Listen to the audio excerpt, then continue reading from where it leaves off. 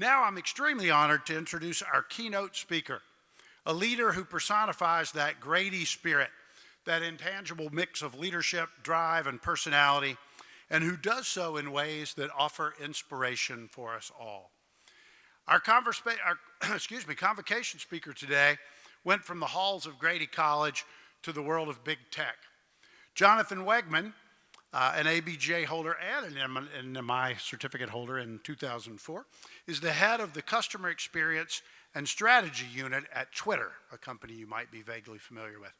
He has worked in a variety of roles since joining Twitter in 2014, including Chief of Staff for the Chief Marketing Officer, Senior Director of Twitter's Consumer Marketing Strategy and Effectiveness, and Director of Sales Strategy Leadership for Planning and Innovation. Prior to moving to the Bay Area, John held a variety of communication, new business, and strategy roles in advertising and marketing agencies in North America. His focus has been on how new tools can aid in traditional strategies, from old media to new and across screens, audiences, and processes. Prior to Twitter, John worked in positions at Performix, Moxie Interactive, and J. Walter Thompson. In other words, students, he's kind of a big deal, and he's Grady, and we're awfully proud of that. Ladies and gentlemen, welcome John Wegman.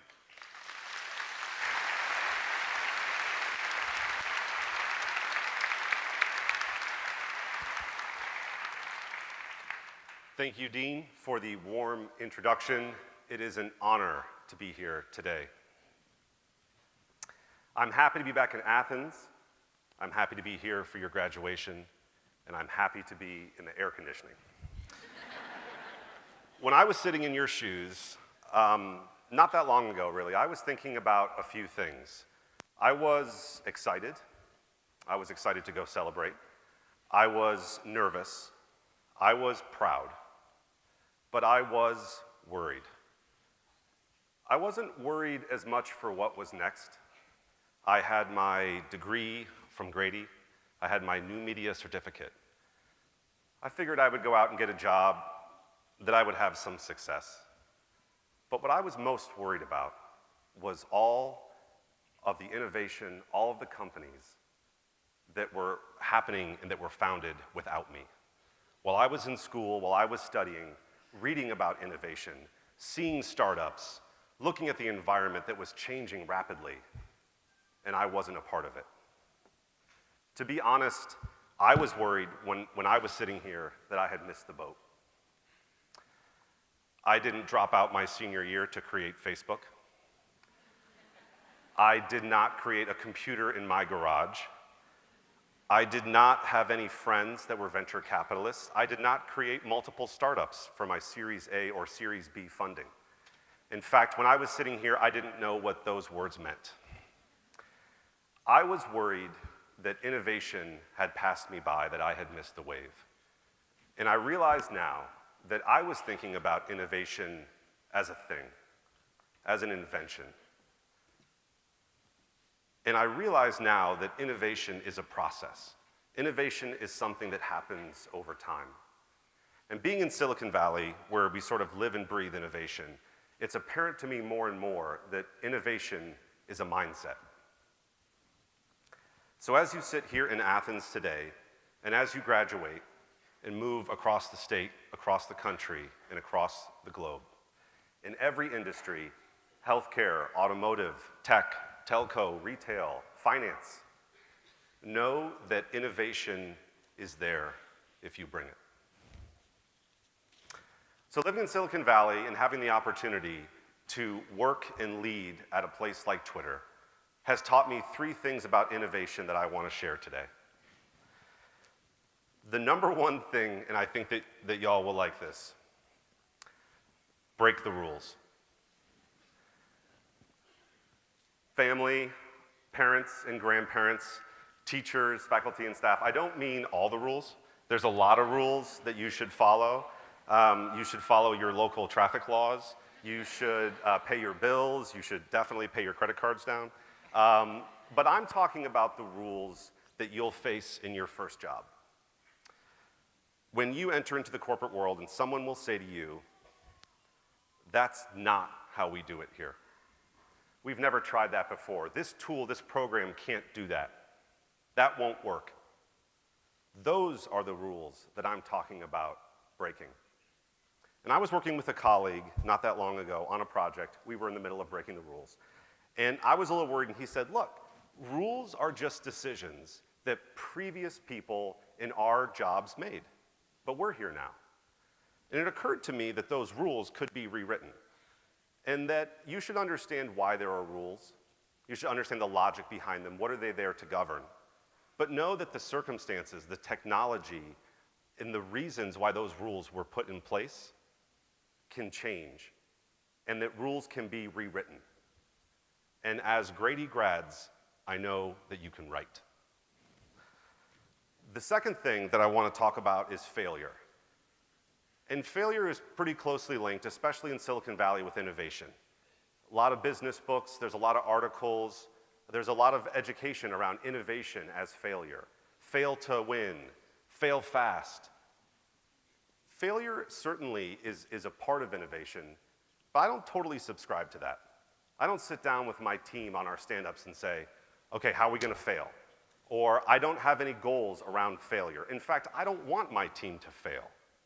I don't want them to fail fast, but I do want them to learn fast. And so if any of you have watched HBO's Silicon Valley, and I can tell you that working there is very much like the show, that they have this thing called a pivot. And a pivot is where a mistake has been made, a competitor has beaten you to market, there's new technology, or even something catastrophic happened, and you're financed, you're underway, you've already got office space. What do? All that investment is behind you, so you have to find an outlet, and so you pivot into something new. And that skill, that pivot, is a source of innovation. But I don't want you to think about pivoting in your first job, your first big idea, or even a mistake that you made. I want this group to think about pivots throughout their careers. And to demonstrate that, I'm going to ask you a few questions, and I'd like you to raise your hands. How many of you have been part of a reorg? Okay, keep your hands up. How many of you have had a new manager? How many of you have been part of a restructuring, a merger, an acquisition? How many of you have been riffed, furloughed, or downsized? This is what pivoting looks like in the real world. There is a tremendous amount of innovation and success in this audience. And as these grads go through their careers, know that they'll need your help as they pivot throughout their careers. The last point that I want to make is around writing your own story. And the dean was nice enough to come to the offices. We walked around, we talked about Twitter, we talked about Twitter's role in the world, the changing face of journalism, and we talked a lot about the technology that powered that. And we talked about a lot of the hard skills in product and engineering, computer science, and coding. And we juxtaposed that against some of the soft skills that you've learned in journalism. Writing, reading, public speaking. These are skills that are incredibly valuable in the real world. Now, my wife has her PhD from Georgia, and she studies the changing nature of work. And she told me that on average, right, the average job tenure in a new role is less than 2 years. Which means that when you graduate, you've got a pretty good shot of having to retrain a manager or hire on a new manager. And if you think about an onboarding time of maybe 3 to 6 months, and let's say you work at a company for 5 years, you may have multiple managers. You may have multiple team members who will be onboarding and offboarding. And if you're a manager, you'll have direct reports.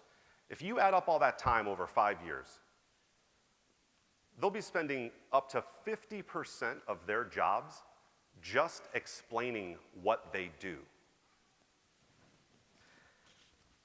And at every organization that I've worked in, at least once, I've had to write my own job description. And at Twitter, I've written my own job description 4 times. And I've worked there for 5 years. And I've seen others struggle with that. I've seen others struggle with that ambiguity.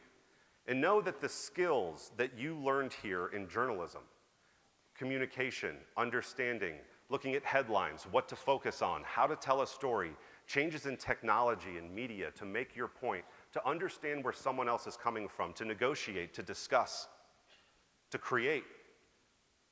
Those skills are incredibly hard. So, as you graduate and you enter the real world, when someone says to you, "That's not going to work here," when you make a mistake and when your role changes, know that you hold the pen. You can write your narrative. And with that, I am excited for this group to get ready to rewrite what's next. Thank you.